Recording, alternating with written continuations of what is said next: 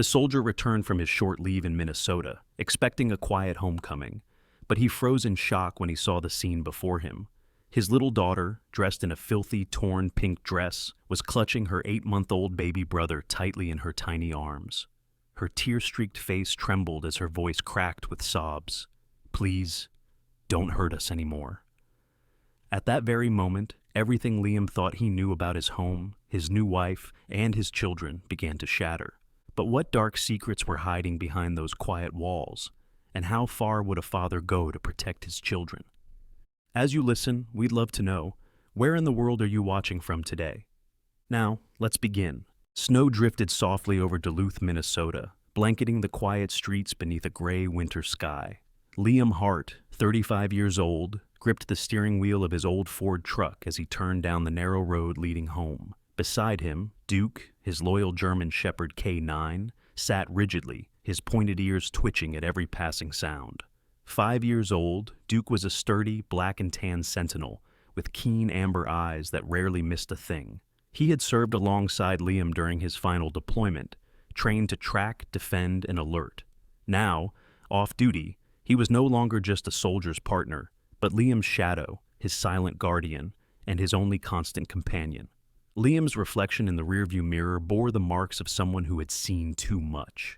His once youthful face had sharpened into angles, shadowed by stubble, and his gray-blue eyes held a constant weight, calm on the surface, yet storming beneath. 12 years of service in the U.S. Army had changed him. In Iraq, in Kandahar, in nights where explosions drowned out sleep, Liam had learned discipline and silence. But he had also learned loss. None of that compared to the day he lost Anna.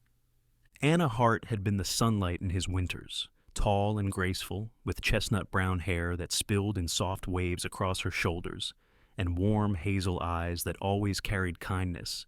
She was the kind of woman who breathed warmth into cold rooms. She had been his anchor, the one who tethered him to the simple, fragile beauty of life beyond the uniform. Their home used to be alive with her laughter, the soft echo of her humming in the kitchen, the rustle of her dresses on the stairs, and her voice reading bedtime stories to Lily. But on the night Owen was born, joy turned to devastation. Complications during delivery caused sudden hemorrhaging, and within hours, Anna was gone. Liam could still see it clearly. The pale hospital lights, the cold tile beneath his boots, the distant sound of heart monitors fading into a flat line. He had stood there, helpless, holding his newborn son while the world fell silent around him. That night marked a fracture in his life that never fully healed. The grief carved deep scars in Liam's heart, scars layered with guilt. He drowned himself in work, extending his deployments, volunteering for missions, anything to avoid the silence of the home where Anna no longer existed. Lily Hart, their firstborn, was barely 4 then, a fragile little girl with soft brown curls, wide gray eyes, and a quiet nature. She had always clung to her stuffed bunny, the one Anna had sewn by hand, carrying it everywhere like a shield against the world. And now there was Owen Hart, only 8 months old, small and delicate, his wisps of blonde hair glowing faintly like threads of sunlight, his soft hazel eyes so much like his mother's. Liam had thought leaving was easier, for him, for them. But when his commanding officer called 6 months after Anna's passing, assigning him to another mission, he said yes. He told himself it was duty. He told himself it was what soldiers did. He left the children in the care of Marissa Hale, a family friend and one of Anna's closest companions. Marissa, at 31, had seemed like a saving grace at the time. She was striking, with honey blonde hair always perfectly styled, emerald green eyes sharp as glass, and a slender frame that carried elegance in every step. She had been gentle with the children in the early months, her soft voice promising stability where Liam couldn't. In his grief, in his exhaustion, he trusted her. And when he returned after his last deployment, fragile and worn, he believed marrying Marissa might restore what was lost. A motherly presence for the children, someone to keep the house warm. But life had a way of hiding storms behind calm skies. Liam had been away again these past weeks, not for battle this time, but for therapy at the VA center in St. Paul, working on his PTSD. He hadn't told Marissa he was coming home today. He wanted it to be a surprise for Lily and Owen, a small attempt to stitch himself back into their lives. He imagined Lily running into his arms, Owen babbling with excitement, the house warming with the sounds of his children again. As his truck rolled into the driveway, Duke leaned forward, his amber eyes fixed on the house. His ears twitched, a low rumble hummed from his throat. Liam frowned, resting a hand on the dog's back. "Easy, boy, we're home." But Duke's gaze never wavered. The house stood still beneath its coat of snow, the icicles hanging from the roof glinting faintly in the pale afternoon light. Liam stepped out into the cold, his boots crunching softly on the frozen ground, breath forming pale clouds before his face. He unlocked the door and stepped inside. Immediately, he felt it. The air was wrong. The faint scent of vanilla candles hung in the entryway, but beneath it, there was a strange quiet, too heavy to be peace. The home had always been full of sound. Anna's soft humming, Lily's giggles, the creak of the old wooden stairs. But now, it was hushed in a way that pressed on his chest. He set down his duffel bag, removed his thick army green jacket, and called softly, "Lily, Daddy's home." Silence. Then came a sound. A faint sob. Small. Trembling. Barely audible, but slicing through the stillness like a crack in ice. Liam froze, his breath caught in his throat. His entire body, honed by years of training, went taut. Duke's ears shot up, his posture stiffening, head snapping toward the hallway. Liam moved slowly, boots whispering against the hard wood as he followed the sound. Duke padded ahead, his movements silent but deliberate, nose twitching as if he were tracking invisible signals. As they reached the corner of the living room, Liam stopped short, leaning slightly against the doorframe. And then he saw her. Lily sat on the floor near the edge of the rug, her small body curled protectively around Owen, holding him tight against her chest. Her little pink dress was filthy, the hem frayed, her tangled brown curls clinging damply to her tear-streaked cheeks. Owen's tiny fists clutched her shoulder, his face flushed and wet, his cries quiet but relentless. And then he heard it. "Please!" Lily's voice cracked as she buried her face into Owen's tiny shoulder. "Please don't hurt me and my brother anymore." Liam's chest constricted, his heart pounding so loudly he could hear it echo in his ears. His vision blurred slightly as memories of Anna crashed into the present, her gentle hands brushing Lily's curls, her soft voice reading bedtime stories, her promise to always keep them safe. Now, that promise lay shattered on the floor before him. Duke shifted closer, standing guard beside Liam, his body rigid, amber eyes locked on the room beyond. Liam took a slow, sharp breath, his jaw tightening, and stepped forward, his boots making the faintest creak on the floorboards. And that was when a shadow moved in the far corner of the room. He hadn't seen her yet, but he knew who it was. Marissa. And suddenly, everything inside Liam went still. The weight of his absence, the silence of this house, the tremble in his daughter's voice. Everything he thought he knew was about to come undone. Liam's breath caught as Lily's trembling words echoed in his ears. "Please don't hurt me and my brother anymore." His boots felt heavy against the wooden floor, but he forced himself forward, Duke pacing silently at his side. The moment he stepped into the living room, Marissa spun around so fast it was almost unnatural. Her perfectly curled blonde hair bounced against her shoulders as she knelt quickly beside Lily, forcing a soft, melodic tone into her voice. "Sweetheart, no more tears now. Daddy's home. Everything's fine." Her manicured fingers brushed over Lily's tangled curls, but the child stiffened at her touch. Liam's gaze flicked from Marissa's painted smile to his daughter's pale, tear-streaked cheeks, then to Owen's tiny fists gripping Lily's dress. His chest tightened. Something was wrong. Marissa straightened, smoothing her fitted charcoal gray blouse and tugging lightly at the hem of her pencil skirt. "Liam," she said with a small, deliberate laugh, "you scared us. You should have called before coming home early." Her green eyes glittered too brightly under the chandelier, and though her voice carried a note of affection, Liam could hear the strain beneath it. Lily clung tighter to Owen, burying her face against his small shoulder. Duke padded forward, standing close enough that his thick fur brushed Liam's leg. His amber eyes never left Marissa, ears pricked forward as if waiting for an unspoken command. Liam crouched slowly, his rough hands hovering uncertainly before resting gently on Lily's trembling shoulders. "It's okay, sweetheart," he whispered softly. his voice carrying the steadiness she needed to hear. "Daddy's here now." Lily didn't respond, only pressed her forehead deeper into Owen's tiny neck. Marissa exhaled sharply through her nose, stepping back. "We've had a long day," she said quickly, her tone light, controlled. "Come on, Liam, dinner's ready. Let's sit down together." Liam hesitated but nodded slightly, knowing he needed to observe before confronting. He lifted Owen carefully from Lily's arms, cradling his frail body against his chest. The baby whimpered softly, his tiny hands gripping Liam's shirt. The dining room was immaculate, almost unnaturally so.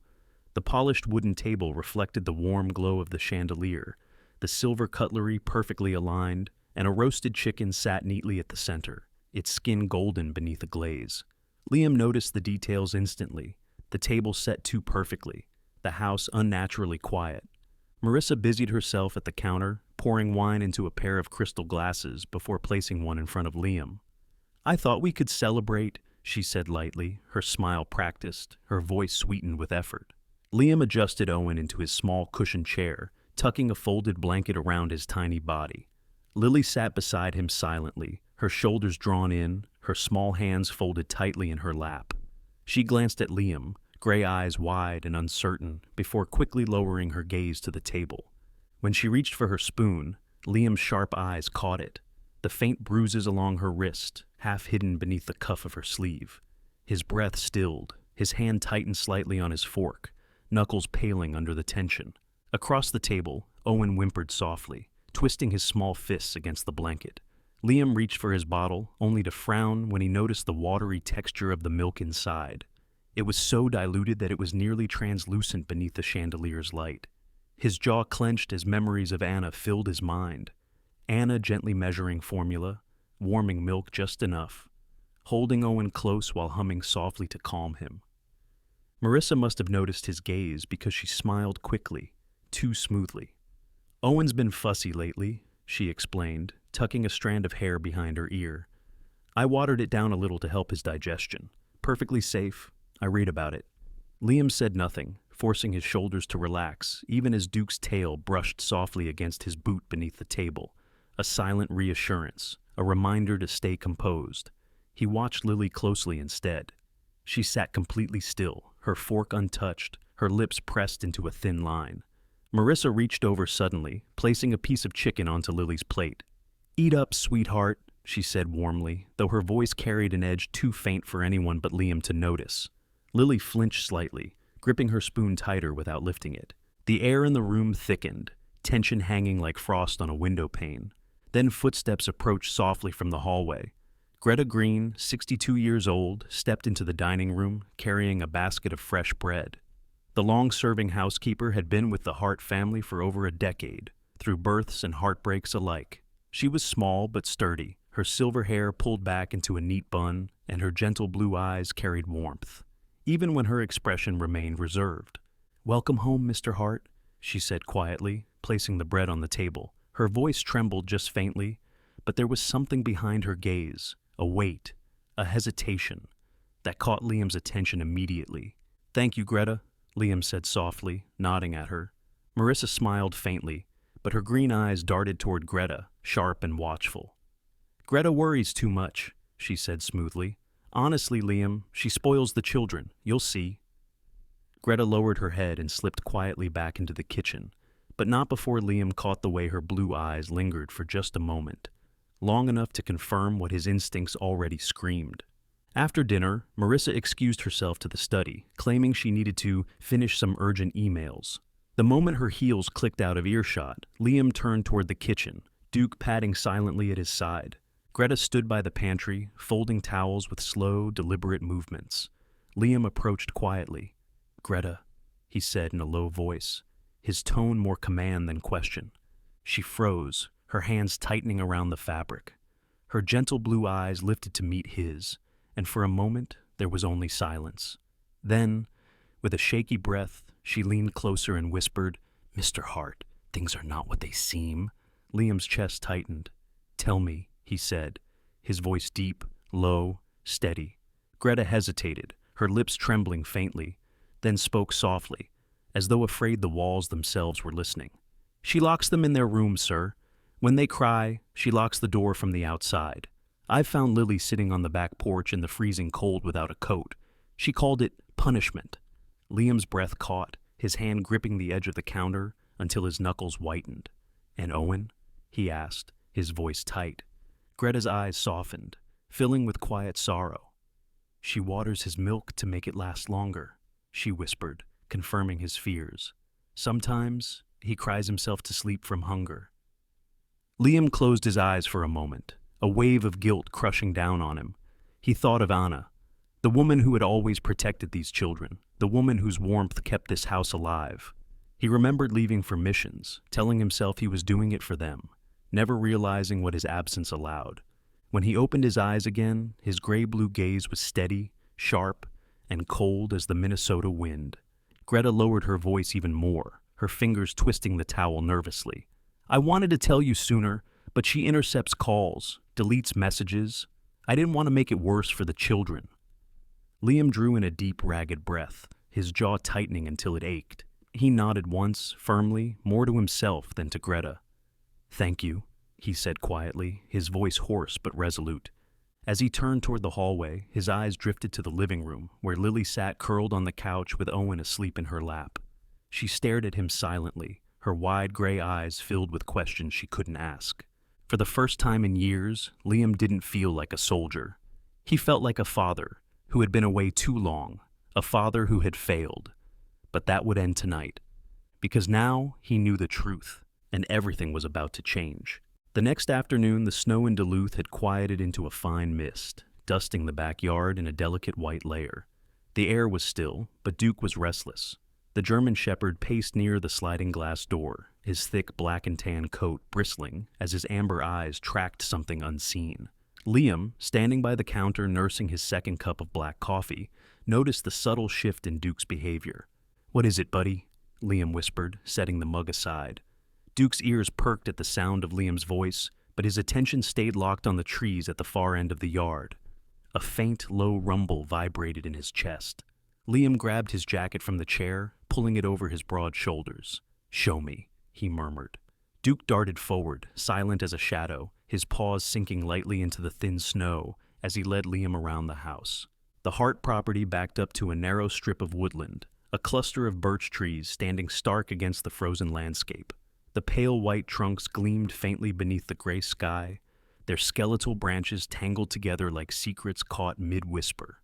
Liam moved quietly, boots crunching softly as he followed Duke, instinctively lowering his frame and steadying his breath like he had in the field years ago.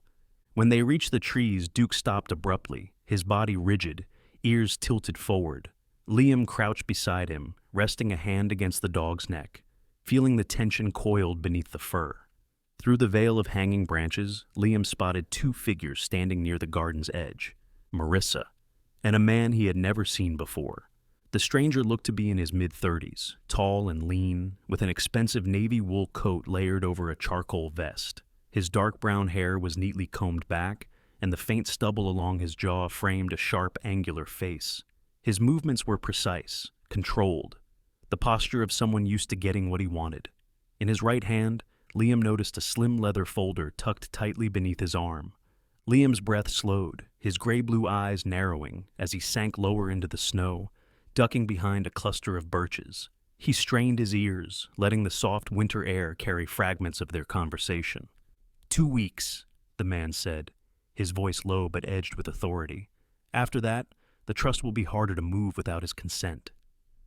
Marissa's perfectly manicured hands tightened around the ends of her cashmere scarf. She looked nervous, glancing over her shoulder briefly before lowering her voice to a harsh whisper. "I told you, I'll handle it. The documents are in the house. Once I get his signature on the proxy forms, the Walker family fund becomes mine to manage. After that, the kids—" She stopped suddenly, biting her lower lip. The man stepped closer, his dark brown eyes sharp beneath thick brows. "Caleb Reed," he said, extending his hand briefly for emphasis, though she didn't take it. "Doesn't like delays." Liam committed the name instantly to memory, Caleb Reed. He watched Marissa tilt her chin, her green eyes flashing irritation, before softening again into feigned sweetness. "You don't need to remind me what's at stake," she hissed. "Do your part, I'll do mine." Caleb nodded once, his expression unreadable, then handed her the folder. She slipped it into her tote bag quickly, her fingers trembling despite her controlled facade. Liam's jaw tightened until it ached, his hand pressing harder into Duke's fur to ground himself. His mind raced, piecing together the fragments. Marissa wasn't just failing the children. She was conspiring to take everything Anna had left for them. Anna's memory hit him like a cold gust of air. He could see her kneeling in the old backyard garden, sunlight glinting on her chestnut-brown hair as she planted tulips with Lily.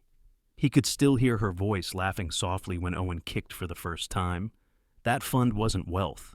It was Anna's last act of love, a promise that the children would always be provided for, even when she couldn't be here herself. And now, the woman he had trusted to help raise their children was planning to steal it. Liam swallowed hard, forcing himself to stay silent, though the urge to confront them right there burned beneath his skin. Duke shifted beside him, letting out a faint growl, but Liam rested his hand firmly on the dog's collar, calming him with a quiet command. "Not yet," he whispered. From behind the trees, he watched as Caleb leaned closer to Marissa, lowering his voice. "If he refuses, there are other ways. But this has to happen fast. You understand?" Marissa nodded quickly, her carefully painted lips pressed into a tight line. "I said I'll take care of it." With that, Caleb glanced once toward the street before turning away, disappearing down the narrow side path leading to the gated road. Marissa stood there for a long moment, rubbing her gloved hands together as though trying to shake the cold from her bones, then returned to the house, her crimson scarf swaying against the pale winter air. Liam stayed crouched among the birches long after they were gone, snowflakes melting against the heat of his skin as he tried to steady his breathing. Duke shifted beside him, leaning into his leg, quiet and watchful. When he finally rose, his boots sank into the soft powder beneath him, and he traced his fingers briefly along the cold bark of the nearest birch. The roughness grounded him as he fought to calm the storm inside. The betrayal cut deep, not just because of what Marissa was planning, but because of how blind he had been to it. He had left for therapy, believing he was doing what was best for his family, and while he was gone, the walls of his home had been poisoned by secrets.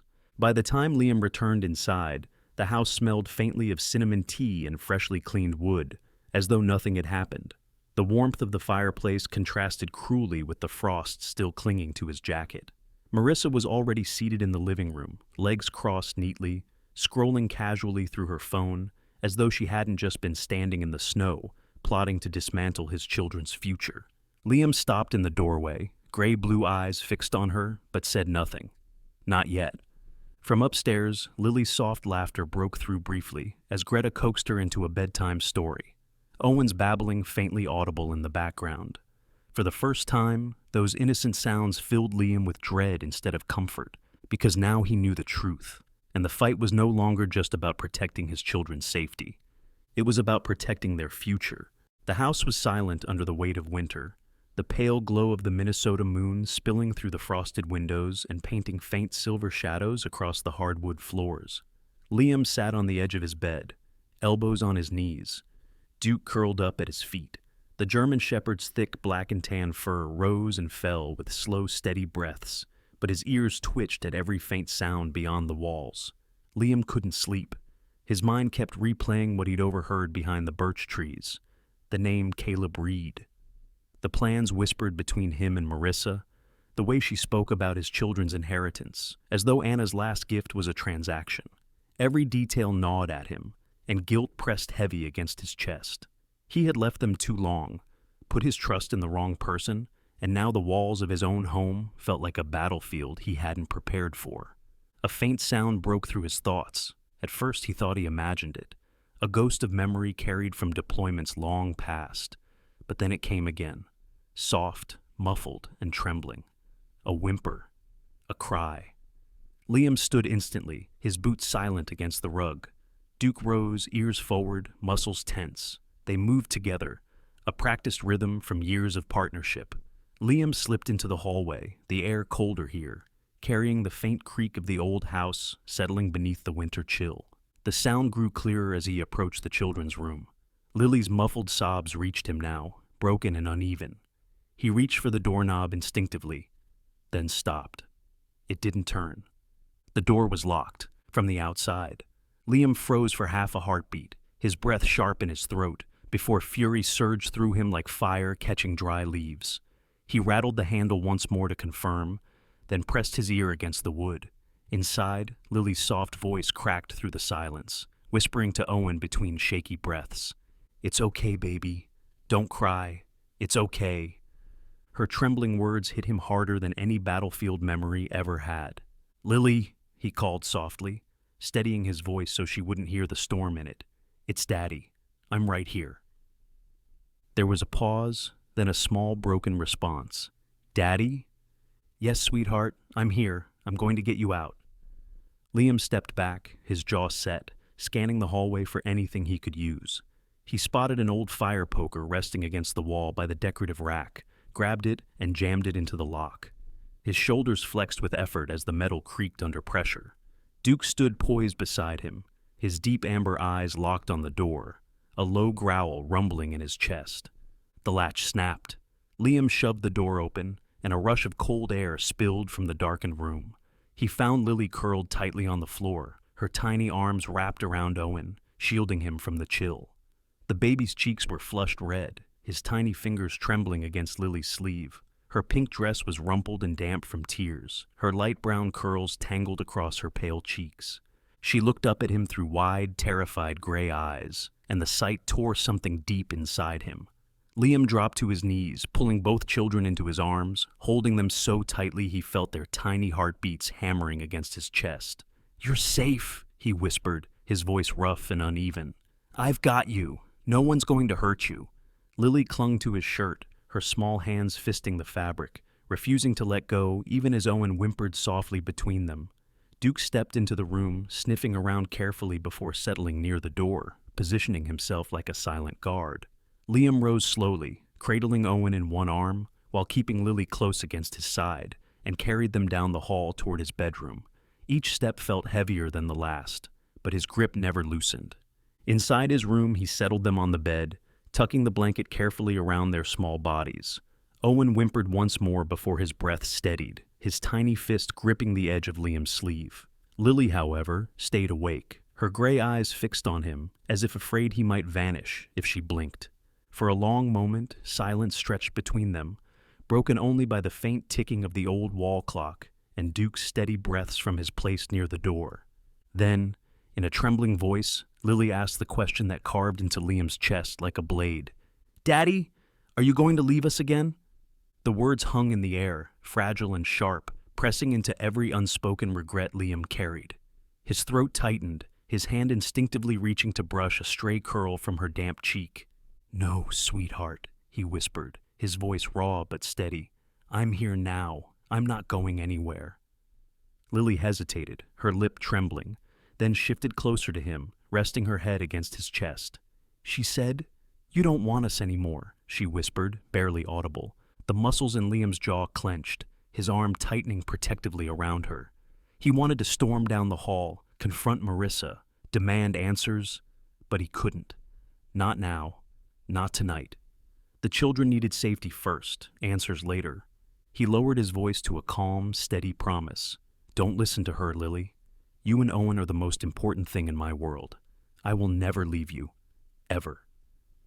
Lily's shoulders relaxed slightly at his words, her breathing growing steadier as she burrowed deeper into the blankets. Within minutes, Owen's soft snores joined hers, their tiny bodies finally easing into sleep.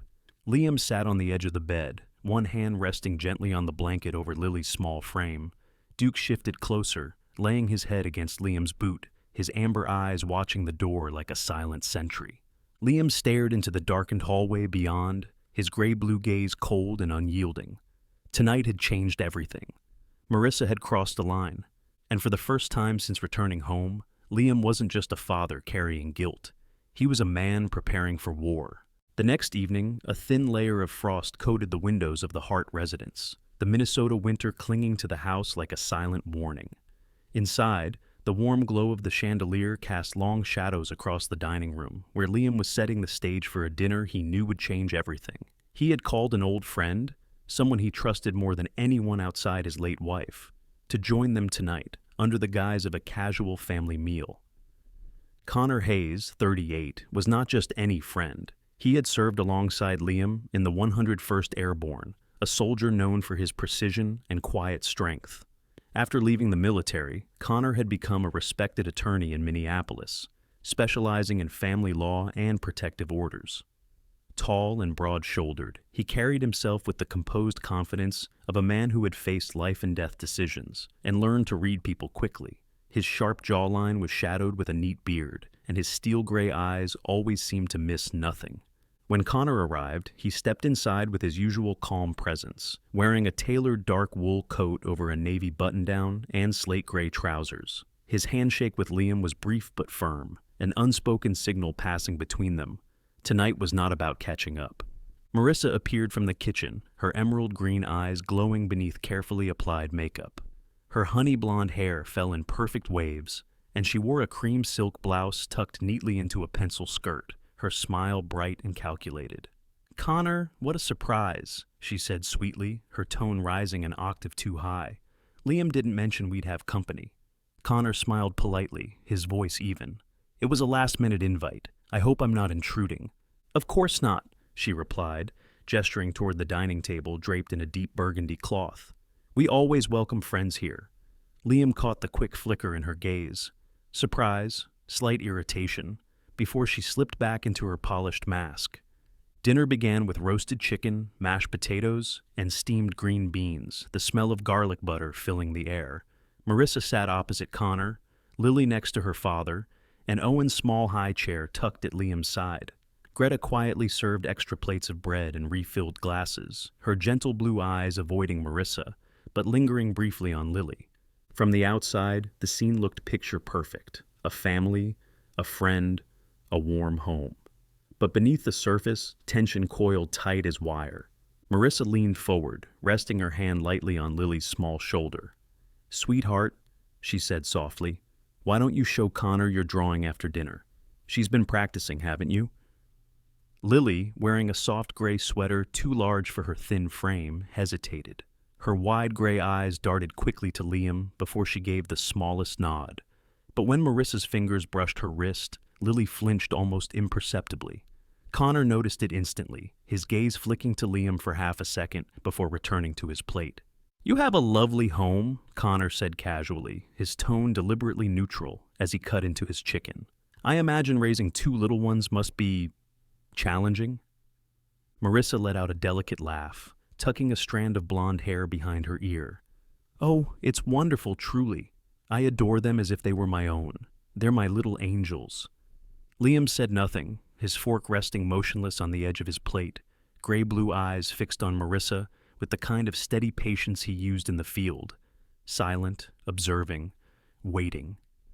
Duke, lying beneath the table, rested his large head on his paws, but kept his amber eyes locked on Marissa, his ears twitching at every shift in her tone. As the meal continued, Connor steered the conversation carefully, his years as both a soldier and a lawyer lending him a natural ability to draw people out without raising alarms. "Lily," he said gently, turning toward the girl, "do you like school?" Lily hesitated, her small fingers curling around the edge of her chair.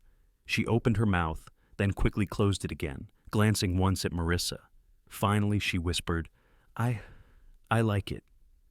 "That's good," Connor replied warmly, his voice soft but reassuring. "You're very brave." Marissa's smile tightened, her fork pausing midair. "She's shy around strangers," she said quickly, cutting off any follow-up. Connor nodded as though accepting the answer, but the slight furrow in his brow revealed he'd noticed the fear hiding beneath Lily's quiet voice. After dinner, Greta excused herself to the kitchen to wash dishes, her small frame moving silently past the table. Marissa poured herself a glass of wine, swirling it gently as she spoke brightly about holiday plans, her laughter ringing a touch too loud. Liam excused himself to put Owen down for the night, giving Connor the briefest nod as he passed, their unspoken signal. 10 minutes later, Connor joined Liam in the study. The dim lamplight cast soft shadows across the wooden shelves lined with Anna's old books, their familiar spines a quiet reminder of everything Liam was fighting for.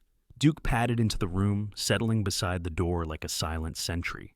Liam leaned against the desk, arms crossed tightly over his chest. "She's hiding something," he said quietly, his voice low but steady. Connor nodded. "I saw the way Lily reacted to her. The bruises you mentioned last night, I believe you. But we're going to need more than suspicion."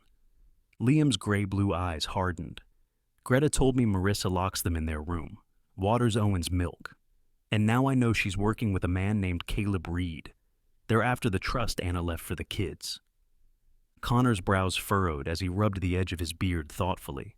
"If that's true, Liam, this isn't just about abuse. This is financial fraud, maybe even custodial interference. But we'll need proof before we go to court." Liam's shoulders tensed, the memory of Anna's soft voice threading through his mind. "Promise me you'll protect them." He exhaled slowly, the words rough on his tongue. "I can't let her hurt them anymore, Connor. Not one more night." Connor rested a hand on the edge of the desk, his voice steady, pragmatic. "Then we do this right. First thing tomorrow, I'll draft the paperwork for an emergency protective order. We'll file for temporary custody and freeze any attempts to transfer the trust." Liam nodded, his jaw set, but said nothing. The decision had already been made. As they stood in silence, Duke shifted, ears perking at a faint creak in the hallway. His body stiffened instantly, a low growl rumbling deep in his chest. Liam motioned him to stay silent, pressing a hand against the dog's flank. Footsteps paused just outside the study door before retreating quietly. Marissa had been listening. Connor's gaze met Liam's. Neither spoke, but the unspoken understanding was clear. They had to move quickly. That night, after Connor left under the pretense of an early morning meeting, Liam checked the locks on the children's door himself. He pulled Lily's blanket higher under her chin, smoothing a stray curl from her forehead, as Owen stirred softly in his sleep. Duke lay stretched across the threshold, his large frame blocking the entrance entirely, ears alert even in rest. He would not move until morning. Liam watched his children sleep, the weight of his promise pressing heavily against his chest. This was no longer about suspicion. This was war. The morning air over St. Louis County Courthouse in Duluth was sharp and biting, the snow-packed streets echoing faint crunches under boots as Liam walked up the wide stone steps. The gray marble facade loomed above him, cold and imposing, framed by tall pillars dusted with frost. At his side, Connor Hayes carried a sleek black leather briefcase containing their evidence. Photographs, witness statements, financial documents, and a single handwritten letter from Anna, carefully preserved in its original envelope. Liam's hands tightened unconsciously around the strap of Owen's small bag slung over his shoulder. Duke stayed close to his leg, the German shepherd's alert amber eyes scanning the crowd, his thick black and tan fur ruffled by the cold wind. Lily walked quietly beside Liam, clutching her worn stuffed rabbit tightly, the faded fabric pressed against her chest like a shield. Greta had helped braid her soft brown curls that morning, and though Lily wore a pale blue sweater and wool leggings, she looked fragile beneath the weight of what lay ahead. Inside, the courthouse hummed with muted tension, shoes clicking against polished floors, low voices weaving through the halls. As they entered courtroom 2B, Liam's chest tightened. Rows of dark wooden benches lined the space, illuminated by the soft glow of chandeliers. At the front, the judge's bench towered above, framed by the seal of Minnesota. Judge Avery Lindholm, a woman in her early 50s with striking silver-streaked brown hair cut in a sharp bob, sat poised behind the bench. Her steady hazel eyes held an authority that silenced the room, but her reputation was for fairness rather than severity. She wore minimal makeup, her expression neutral yet attentive. Someone who had seen hundreds of families pass through her courtroom, but still treated each case as deeply personal. Across the aisle, Marissa sat flanked by her attorney, Alan Pierce. Alan, in his mid-40s, was a lean man with slicked-back dark hair, a navy pinstripe suit, and an assertive presence honed by years of courtroom battles. His thin lips curved into a polite but cutting smile whenever he glanced toward Liam's side. Marissa herself was dressed meticulously in a cream silk blouse and tailored blazer, her blonde hair perfectly styled into loose waves. She looked every bit the image of composure, but Liam noticed the faint tremor in her hands as she adjusted her silver bracelet. Connor leaned close, his voice a quiet rumble meant only for Liam. "Stay steady. Let the evidence speak for itself." The bailiff called the room to order. Judge Lindholm adjusted her glasses and began, her voice even and measured. This hearing concerns the emergency petition for protective custody of minors Lily and Owen Hart, filed by petitioner Liam Hart. Connor rose smoothly, buttoning his charcoal gray jacket, and approached the bench. His voice was deep, calm, and deliberate. Your Honor, the petitioner seeks temporary full custody and a restraining order against Marissa Hart due to documented evidence of abuse, neglect, and financial misconduct. We will present photographs, medical statements, witness testimony, and financial documents proving an attempted transfer of the Walker family trust. Alan Pierce stood immediately.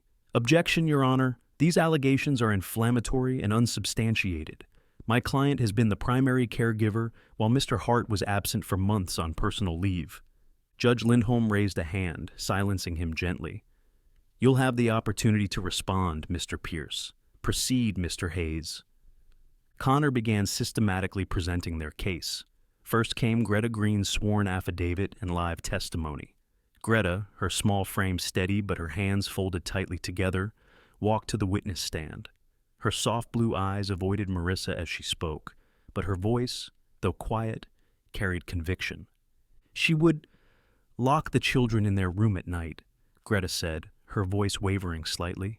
Sometimes, I found Lily sitting outside on the porch in freezing temperatures, without a coat, as punishment. The baby's milk, she diluted it with water until he cried himself to sleep. Connor placed 2 photographs on the evidence table, close-ups of faint purple bruises along Lily's tiny wrists. A hush rippled through the courtroom. Alan stepped up for cross-examination, his tone sharpened like glass. Miss Green, you've worked in the Hart household for years. Isn't it true you've had disagreements with my client before, that perhaps there's personal animosity coloring your account? Greta met his gaze evenly, her voice steady this time. I've cared for those children since the day they were born. This isn't about me, Mr. Pierce. It's about their safety. Alan retreated, lips pressing into a thin, frustrated line. Next, Connor introduced the financial evidence. Bank statements, transaction logs, and a copy of the folder Liam had seen Caleb Reed hand Marissa in the backyard. The documents revealed her plans to sign over control of the Walker family trust. Anna's carefully preserved legacy meant solely for Lily and Owen. Then came the moment Connor had debated most. Anna's letter. He handled it carefully, unfolding the worn paper and placing it on the judge's desk. This was written by Mrs. Anna Hart before her passing, Connor said softly. She requested one thing above all else, that the trust remain untouched for the benefit of the children. Judge Lindholm read the letter in silence, her expression unreadable. Finally, she nodded slowly. Acknowledged. Marissa's composure cracked then, just for an instant. Her fingers clenched around her silver bracelet, nails pressing deep into her palm. But before Connor could continue, a small voice spoke from behind the petitioner's table. Your Honor. The entire room turned. Lily had risen from her seat, her stuffed rabbit clutched tightly in one hand, the other trembling at her side. Her gray eyes glimmered beneath the courtroom lights, her cheeks pale but determined. Judge Lindholm softened her gaze, leaning forward slightly. Lily, you don't have to speak if you don't want to. Lily's voice trembled at first, but grew steadier with each word. I want to, she whispered. I don't want Owen to grow up scared.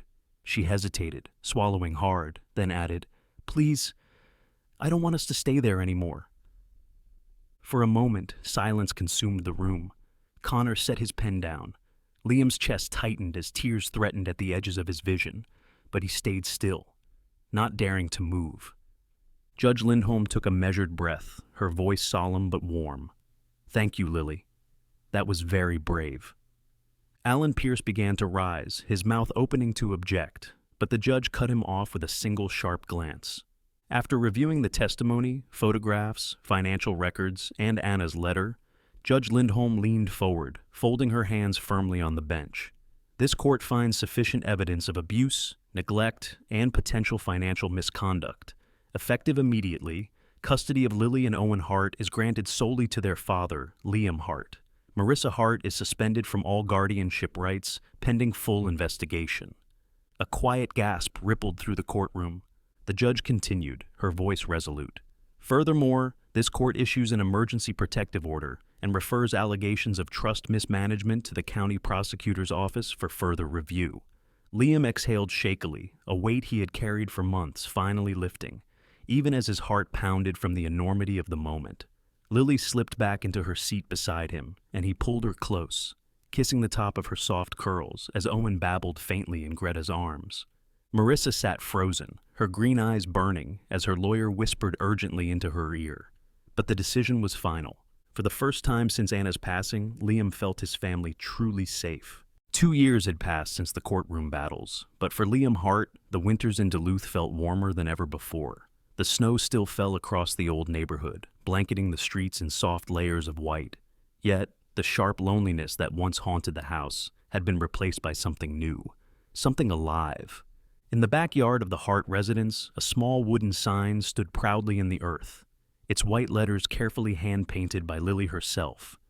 Anna's Garden.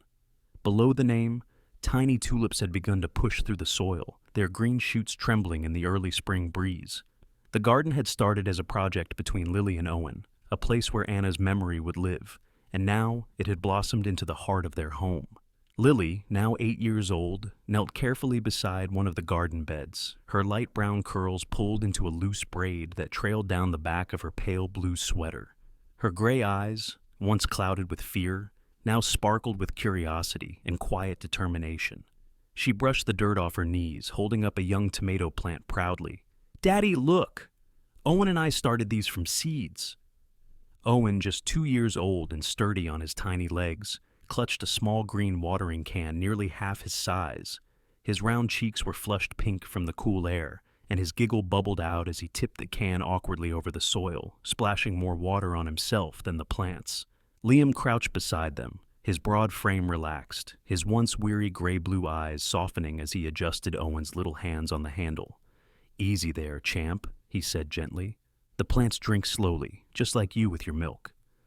From the porch, Greta Green watched them with a smile, her silver hair catching the soft sunlight as she wiped her hands on a checkered dish towel. Now 64, she had returned to help Liam full-time, caring for the children with the same devotion she'd shown since the day Lily was born. Her gentle blue eyes followed them, and though her movements had grown slower with age, there was a lightness in her steps that hadn't been there during the darker years. Near the fence, Duke rested on the grass, his thick black and tan coat peppered with strands of gray now. At 10 years old, his muzzle had softened with age, but his amber eyes remained alert, scanning the yard with quiet vigilance.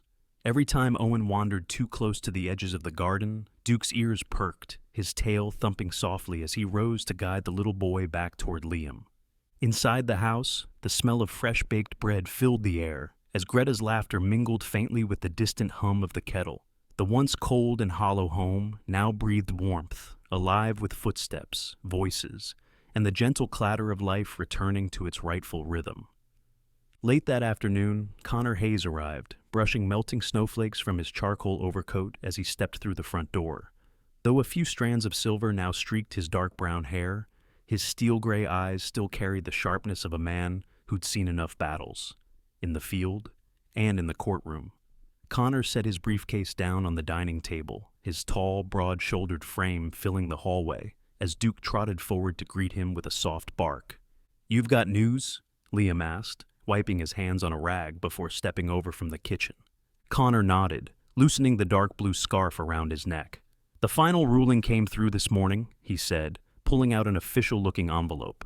"The court officially recognizes your sole custody of Lily and Owen, permanently. No appeals, no further hearings. It's done, Liam." For a moment, Liam didn't speak.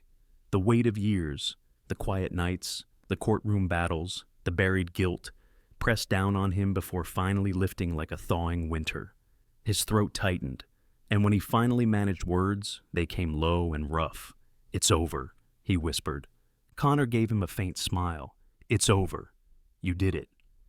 Lily, overhearing the words from the porch, bolted into the living room, her small boots tapping against the hardwood floor. "Daddy!" she squealed, throwing herself into his arms. "Does this mean we're safe forever?" Liam crouched and scooped her up, holding her tight against his chest. "Yes, baby," he said softly, pressing a kiss into her curls. "Forever." Owen waddled over moments later, dragging his tiny watering can behind him. "Safe," he echoed proudly, his voice barely more than a babble. Liam chuckled, pulling the toddler into the embrace, his heart full in a way it hadn't been in years. Connor stayed for dinner that night, seated at the long wooden table that now bore scratches from toy trucks and Lily's paintbrushes. Greta served roasted chicken and fresh vegetables from the garden, Owen banging his spoon against the high chair tray while Duke sprawled lazily by the fire. The house, once silent, now pulsed with life. After the dishes were cleared and Greta retreated to the kitchen, Connor lingered in the living room with Liam. The two men sat side by side, the crackling fireplace painting their faces in warm light. "You know," Connor said quietly, swirling the last sip of coffee in his mug, "I don't think Anna ever doubted you'd find your way back to them." Liam stared at the wooden sign visible through the window, its white letters faintly glowing under the porch light. "I promised her," he said, his voice low, roughened by memory. "I promised I'd protect them. It just took me too long to keep it." Connor placed a firm hand on his shoulder. "You kept it, Liam. That's what matters." Later that night, after the children had been tucked into bed, Liam stepped out into the cool backyard. He walked slowly to the garden, brushing his fingertips against the sign where Anna's name was carved into the wood. Duke padded beside him, his tail wagging softly as the wind carried the faint scent of soil and snow. Liam crouched, resting one knee in the dirt. "I did it, Anna," he whispered into the quiet night. "They're safe. We're home." Above him, the birch branches swayed gently in the cold breeze, and for the first time in years, Liam felt at peace. Inside, laughter drifted from the children's room, and the old house, once heavy with silence, now felt like what it was always meant to be, a home. In the quiet heart of Duluth, where winter once brought only cold and silence, a miracle bloomed in Anna's garden. It wasn't just the flowers or the laughter of children that filled the air. It was proof that even after the darkest storms, God can guide us toward the light. Liam's love, Lily's courage, and little Owen's smile remind us that no child should grow up in fear, and that family, faith, and hope can rebuild a broken home. If you believe in miracles, in second chances, and in God's endless grace, take a moment to share this story. Leave a comment about where you're watching from and what touched your heart the most.